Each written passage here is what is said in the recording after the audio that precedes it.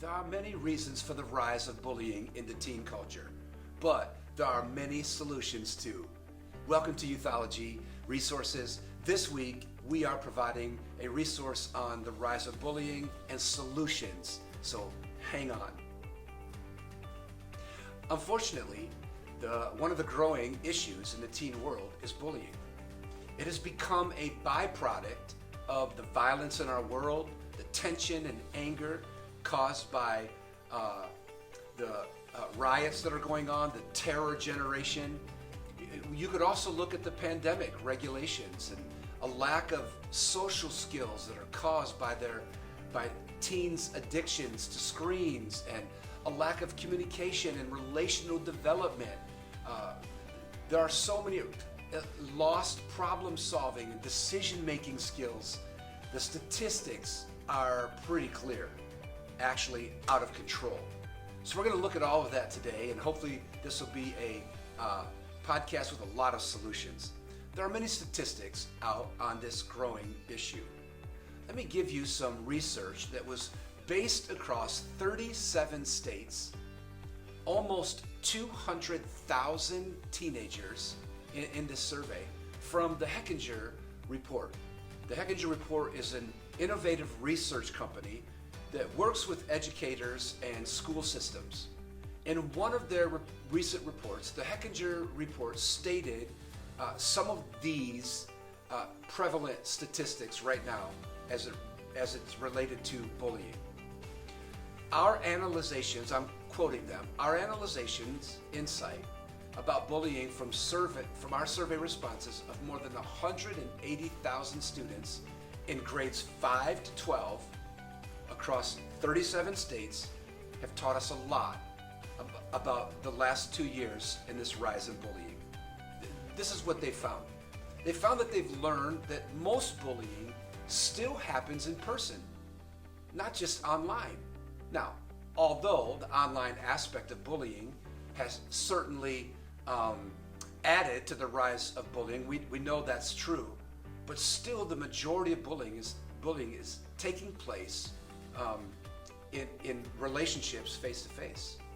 The research also stated that the top 3 reasons students felt that they were bullied included, number 1, their appearance, number 2, their race or skin color, and number 3, because other students thought they were gay.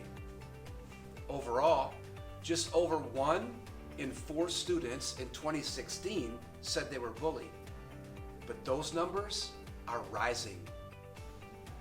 Right? Listen to the latest numbers. The following data sets: 33% of students, or 1 in 3 now, in 2018-2019 school year, are now bullied, up from just over 1 in 4 just 2 years ago.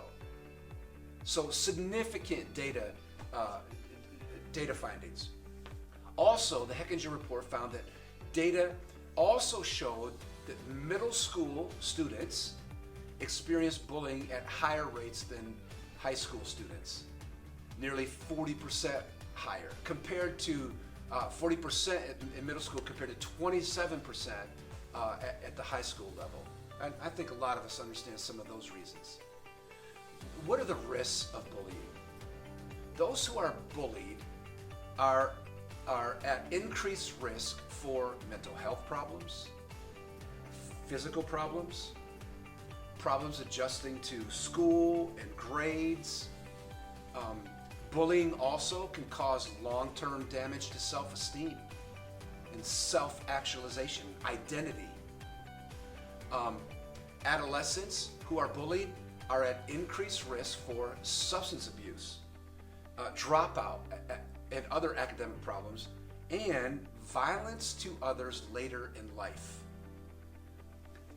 The recent research with Department of Health and Human Services also found that youth who frequently were involved with bullying behaviors, regardless of the type of bullying involved, online or live bullying, reported a higher depression score than did youth who are only occasionally involved with such behaviors. So even those who bully end up feeling guilty over it, right? I mean, think about some of these findings. What are the solutions? We see the present condition, okay? What are the solutions? Let's look at a few of those. I want to give you 5 solutions to bullying. Number one of the things that I believe could help students with bullying in the school setting or the church setting is the development of tribes. Okay, I'm going to call them tribes. Maybe you've heard of groups like cliques or squads or subgroups. However you want to use it, let me explain. Because this can be confusing. I know that like the general is, man, we don't need cliques, we got to get rid of cliques. Let me advocate for tribes, okay?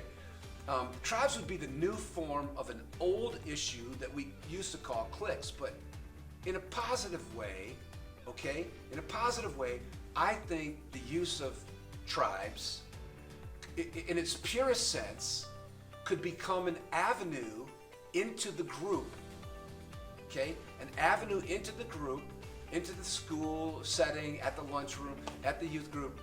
Listen, I've heard people speak poorly of cliques, how bad they can be, but very few people see the value in them.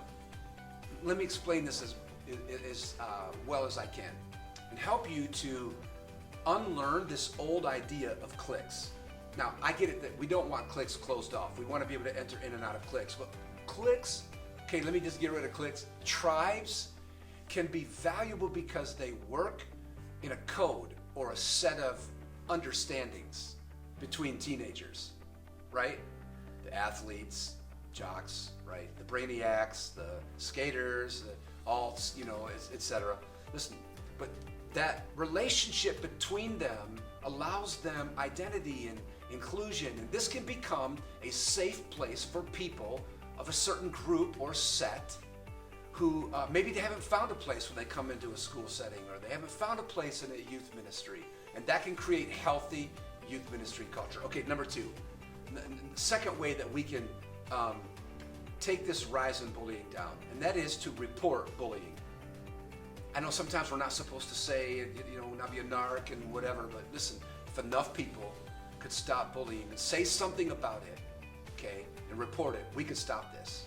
Youth group, school leadership, if they could find out what's going on, then they've been trained that if we report bullying, they know what to do. When there is a comfort to report bullying, pressure is placed on the bully. When there's a comfort to report bullying, that pressure is placed on the bully, and the peace is placed on the bully. Yeah, listen, how do I do this? How do I report this if I'm a teenager? Report it to your youth leaders or teachers or staff, counselors, building principals. These healthy leaders will create a healthy and peaceful culture if we can do that. All right, number 3, value relationship above programming in your organization. No room for partiality. No room for judgment, exclusion. You sit over there, right? These people sit over there. This is our table. Listen, relationships and these group in valuing relationships are the best way to get rid of bullying, because every type and kind of person can be reached, and every type and kind of person is accepted and included. And that's what tribes do. Tribes place value on a type and kind. And then people are able to associate with like these tribes as we talked about earlier. So place value on the relationship and not just the programming. Community, right? Community over program. As leaders, we must model relationship building. Hopefully, that example can then create the greatest value upon people, and not us running around doing programs and always busy trying to get the cue and the order of service, or always running programs. When we as leaders value relationship in the youth or the school setting, we change the culture to compassion. Every kind and type of student can be reached by every kind or type of leader. And then we model that because healthy leaders build healthy organizations, okay? And healthy organizations raise healthy students who then raise healthy societies. Number four, ownership and ultimately healthy competition produces production. But listen to this, ownership and healthy competition. We need 1,000 principals in the room. We need 1,000 student leaders in the room. Growth in the youth ministry or the school setting will come when students own the youth ministry or they own their school. Ownership will create healthy competition, right? Leaders serving, leaders taking up the slack and bringing peer counseling, peer accountability. So it's not always the adults who are saying, hey, don't do that, and shh, be quiet, right? We don't want that. We want peers leading peers. And when students own the youth ministry or the school setting, they will bring that peer correction to the issue of bullying. All right. Hey, let me give you one more, last one, and then number 5, way to stop bullying is the peer culture. What I just brought this out of ownership, let me get into peer culture. As students own the youth ministry or the school setting, watch the culture be set quickly. In this discussion of bullying, respect for each other, acceptance of each other, self-confidence in student leaders, that will rise, and students will not allow the bullying to take place. I really believe it will go a long way. That the ownership number 4, and then the building the culture with student leaders who stop the bullying.